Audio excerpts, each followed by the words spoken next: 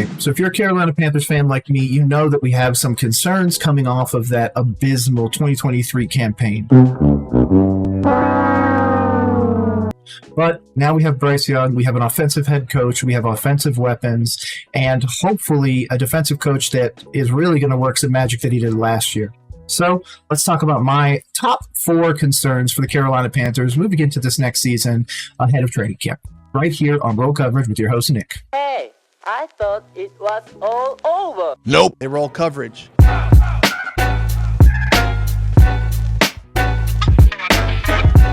Okay, so I'm not going to bury the lead any farther than this intro. My number 1 concern, and I'm going to go 1 through 4 for my concerns, is going to be the pass rush. I don't think that it's something that we really have fully come to terms with. Evero did an absolutely amazing job with the defense last year, but obviously we saw some things quoted in actually from Keep Her and Ben where he was actually able to find the quote, so shout out to him. This quote right here. Okay, so this is in reference to Derek Brown, our amazingly new paid defensive tackle in Carolina. You feel him more than you see the sack numbers. A veteran NFL scout said of Brown, when you play him and watch him, he's really good. Wouldn't surprise me if he has more sacks in the future. Carolina is always losing in games, so teams don't throw the ball as much on them late. Now, obviously, that can be perceived a bunch of different ways. We obviously have Dan Morgan, who was the assistant GM of the previous regime under Scott Fitterer. We retain Evero on the defensive side. We lose people like Frankie Leva, like Yetur Gross-Matos. And of course, the big one now that the Giants Hard Knocks is out, Brian Burns. So I want to ask you guys a question.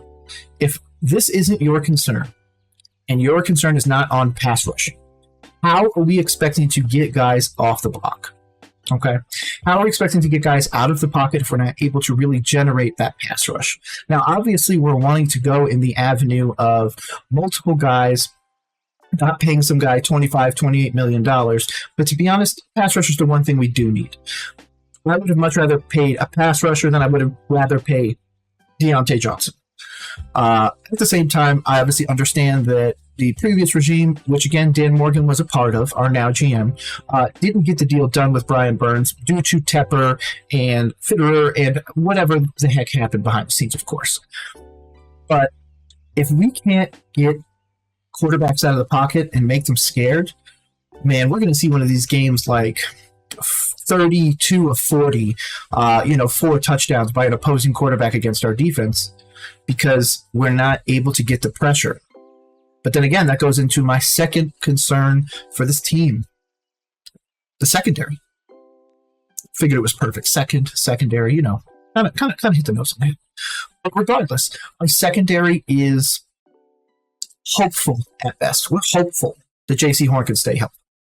We're hopeful that our scheme will be able to put us in a position to stop big-time wide receivers, especially when we go to see ones like Chicago. That's going to be an interesting one this year. The division is going to be hard. Our South division is not getting easier. We still have Baker with Mike Evans, Chris Godwin, some pieces over there. They obviously got a bunch of they got a new OC, a wide receiver coach, and all that stuff because we took it from the Buccaneers. That's actually how we got Brad Izzik and Dave Canales. Which, if you haven't checked out my video, I called out Dave Canales on December 8th or 9th of 2023, before he was hired for our Carolina Panthers, where I said if he ever came our way, I'd welcome him with open arms. But I think that Dave is kind of planning on being here for a rural amount of time, and I think he's probably going to be closer to a Reich amount of time. Big parts into the pass rush and the secondary, which I think is going to be the biggest concerns in this defense as a whole. Obviously, the offense is going to need to take a step up, but like I said, and like I've continued to say, I think that the offense takes a step forward, maybe not insane, but takes a step forward nonetheless, where we say, okay, Bryce is the right guy and all that other stuff. I'm not saying that I've said that he's not the right guy. I just think that the whole Tepper situation behind the scenes obviously changed things quite a bit for our team, as well as how other teams reacted as well. But if we're struggling with pass rush, we're struggling with secondary, with the guys that we have now, shouldn't that be really where we're trying to, make it work? I saw a scenario recently where people want us to go after Matthew Judon. And That would kind of help out quite a bit, actually. But do I think that the Carolina Panthers are going to do it? Probably not. I think we might add one more piece. People kept saying it's going to be Stephon Gilmore. I don't see that being the case. I could see him going to like a little bit more of a contender. Sorry to say that. But yeah, those are my 1 and 2. Pass rush and secondary, of course. Now, number 3. This one is one that, as a Carolina Panthers fan, I think it's...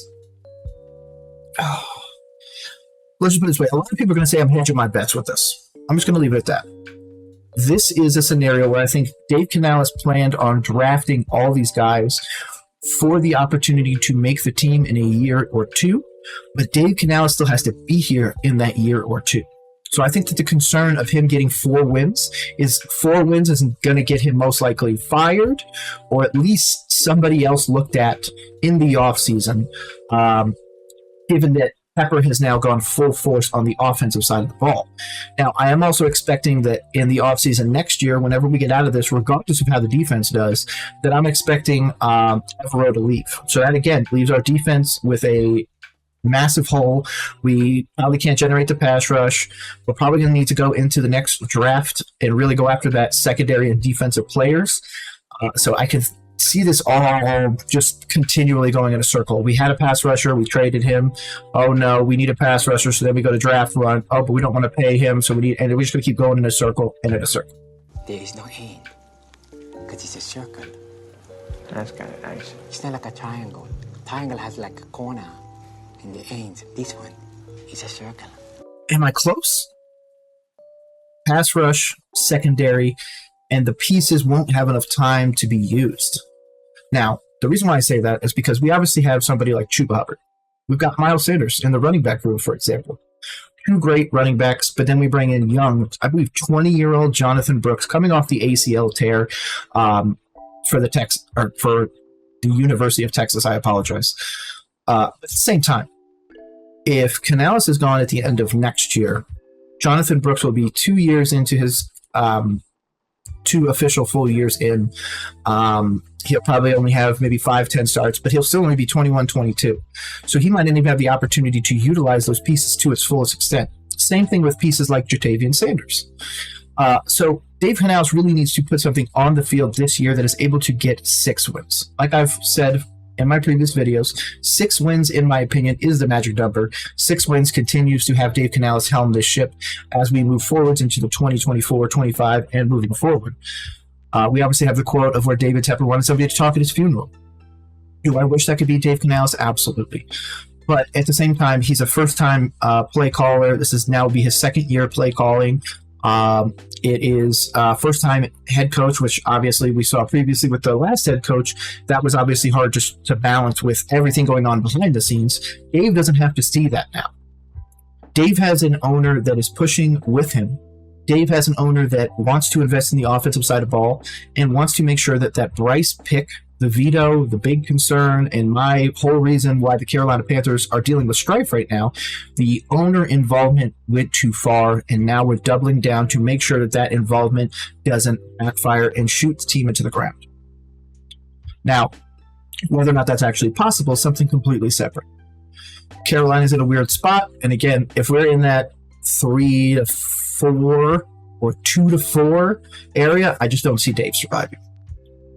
So if Dave has to be concerned about not being able to utilize the pieces that he's got, the secondary, which he has no control over, and the pass rush, which again, he has no control over, it's all Evero. And Evero is going to try and do whatever he can to maximize his opportunity at a head coaching position next year. Because we know people are going to open up jobs. We know that Evero is going to go and at least interview for these. Defensive coordinators are always sought after. So what do we do with that defensive side? Even if we do bring Canales, so you're wanting to bring in a DC for a 2nd-year head coach, still no pass rush, still no secondary, and again, still not able to fully utilize those pieces that were drafted in the 24 draft. Obviously, I've got a lot of irons in the fire here, but I'll just get to my last one, number 4. I know that people are tired of hearing about it, in my opinion. At least that's what I've seen. At least that's what I've heard people tell me. But it's David Tepper. Our 4th and final concern is and will always be David Alan Tepper.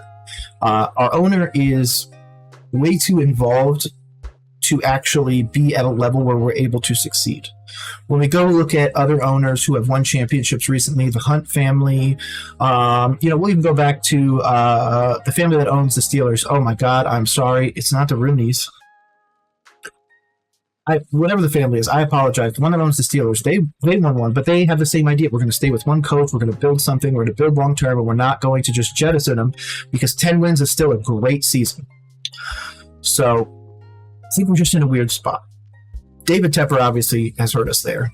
The fact that Fitterer couldn't get the deal done with Brian Burns 2 or 3 years ago, where we could have got him at 22 to 25 a year and really had an amazing contract on our hands, and then got rid of him when he was 30, 32 in that area, that would have been much better. But instead, we let a 26, 27-year-old pass rusher walk out the door. And